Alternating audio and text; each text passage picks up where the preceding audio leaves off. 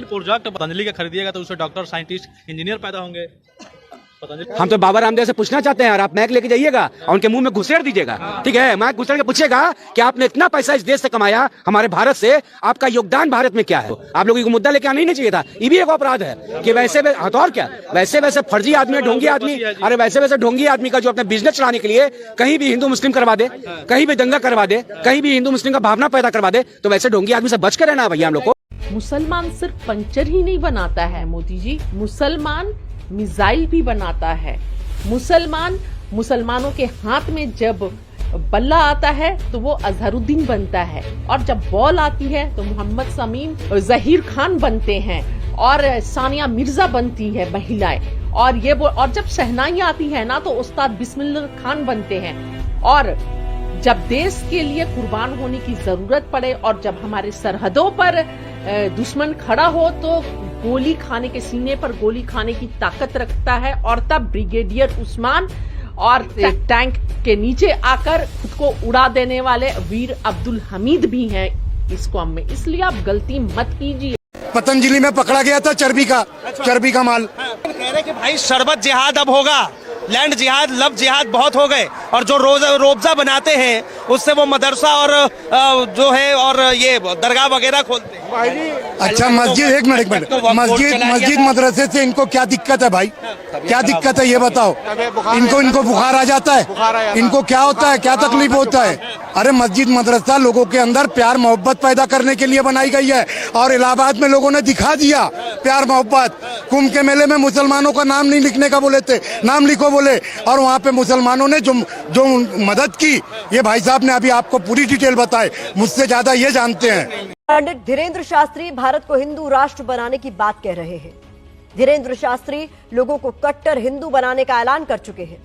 अपने हिंदू राष्ट्र वाले प्रोजेक्ट को अमली जामा पहनाने के लिए उन्होंने एक और ऐलान किया है, और यह ऐलान है हिंदू गांव का, यानी एक ऐसा गांव जिसमें सिर्फ हिंदू रहेंगे।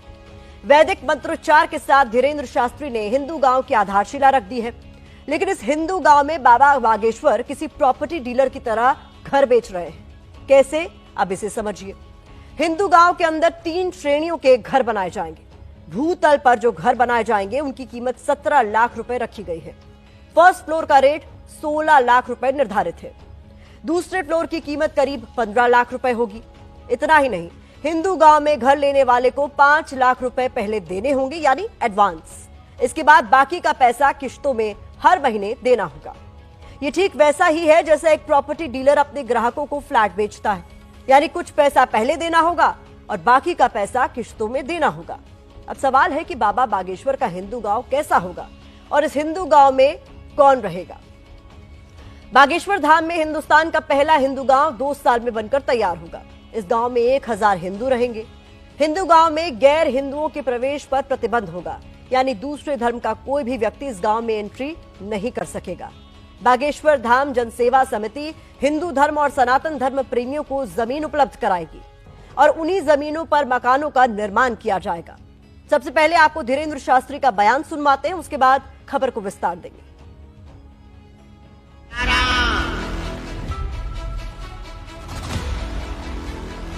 भारत भूमि की, भारत हिंदू राष्ट्र की, सत्य सनातन धर्म की।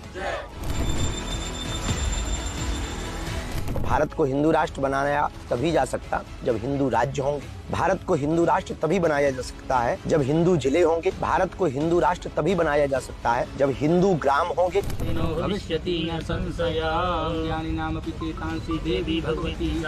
हमने मन में विचार किया, लगभग 1000 परिवार बागेश्वर धाम के 1000 मकानों में रहेंगे। इस हिंदू ग्राम की परिकल्पना को लगभग 2 वर्ष के अंतर्गत हम सब पूर्ण करेंगे। जब हिंदू ग्राम होंगे तो निश्चित रूप से हिंदू जिले होंगे। हिंदू जिले होंगे तो हिंदू राज्य बनेंगे। हिंदू राज्य बनेंगे तो भारत हिंदू राष्ट्र बनेगा।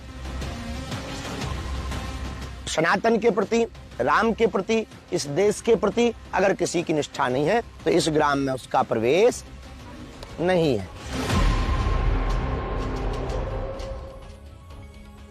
धीरेन्द्र शास्त्री कह रहे हैं कि हिंदू राष्ट्र तभी बनेगा जब देश में हिंदू गांव बनेंगे। लेकिन धीरेन्द्र शास्त्री को यह याद रखना चाहिए कि हमारा देश कानून और संविधान से चलता है और हमारा संविधान ये कहता है कि भारत एक धर्मनिरपेक्ष देश है, यानी भारत में कोई भी धर्म आधिकारिक धर्म नहीं है और नागरिकों को अपनी मर्जी से किसी भी धर्म को मानने और उसका पालन करने की आजादी है। संविधान की मूल भावना यह भी बताती है कि भारत का हर राज्य, हर शहर और हर गांव धर्मनिरपेक्ष है, यानी वहां धर्म के नाम पर किसी के साथ भेदभाव नहीं किया जा सकता है। अब ऐसे में धीरेन्द्र शास्त्री के हिंदू गांव पर कई सवाल उठते हैं। सवाल यह है कि क्या बाबा बागेश्वर देश के संविधान और कानून से ऊपर हो गए हैं? क्या धार्मिक आधार पर देश को बांटना सही है? क्या हिंदू गांव वाला बयान देकर वो दूसरे समुदाय को मैसेज देने की कोशिश कर रहे हैं? वो बार बार हिंदू राष्ट्र बनाने की बात क्यों कर रहे हैं? और धर्मनिरपेक्ष देश में धर्म के नाम पर भेदभाव करना कहां तक जायज है? धीरेन्द्र शास्त्री ने हिंदू गांव की आधारशिला रखकर जो बातें कही उसे जायज नहीं ठहराया जा सकता। हमारे देश में अलग अलग धर्म के लोग रहते हैं। अगर ऐसा ही होगा तो मुसलमान मुस्लिम गांव की मांग करने लगेंगे, सिख गांव की मांग करने लगेंगे, जैन कहेंगे कि उन्हें भी ऐसा गांव चाहिए जहां सिर्फ जैन धर्म के मानने वाले लोग रहेंगे, पारसी भी कहेंगे कि उनके लिए अलग गांव बनाया जाए, बौद्ध और ईसाई धर्म को मानने वाले भी ऐसी ही किसी गांव की डिमांड कर देंगे। ऐसा लग रहा है जैसे हिंदू गांव की आधारशिला रखकर धीरेन्द्र शास्त्री खुद को हिंदुत्व का सबसे बड़ा पोस्टर बॉय बनाना चाहते हैं। इसलिए बार बार उनकी सुई हिंदुओं पर जाकर अटक रही है। बाबा बागेश्वर के हिंदू राष्ट्र और हिंदू गांव वाले बयान पर अब सियासत भी गरमाने लगी है। जहां सनातन के संस्कार नहीं होते हैं वहां की नस्लें खराब हो जाती हैं। पेशी करनी है, हमने इसमें लिख दिया है। तो कोई आफत हुआ नाक कान आंखी। पंडित धीरेन्द्र कृष्ण शास्त्री का हिंदू प्रेम अब हिंदू गांव तक पहुंच गया है। एक ऐसा गांव जहां हिंदू ही रहेंगे, बाकियों के लिए नो एंट्री, और इसी पर अब सियासी घमासान मचा है। देश संविधान और न्यायपाल का चलेगा, किसी की इंडिविजुअल के बोलने से नहीं देश चलने वाला है। देश की खूबसूरती यही है कि हिंदुस्तान अनेकता में एकता वाला देश है। आप तो प्रधानमंत्री जी के लाडले हैं, प्रधानमंत्री जी आपके कार्यक्रम में भी आते हैं धीरेन्द्र जी, लेकिन आप हमें एक बात बताइए, मोदी साहब एक तरफ सौगाते मोदी भेज रहे हैं, मोदी साहब एक तरफ वक्फ बोर्ड को संशोधन बिल लाकर मुसलमानों के रहनुमा बन रहे हैं, आप हिंदू गांव बनाने जा रहे हैं।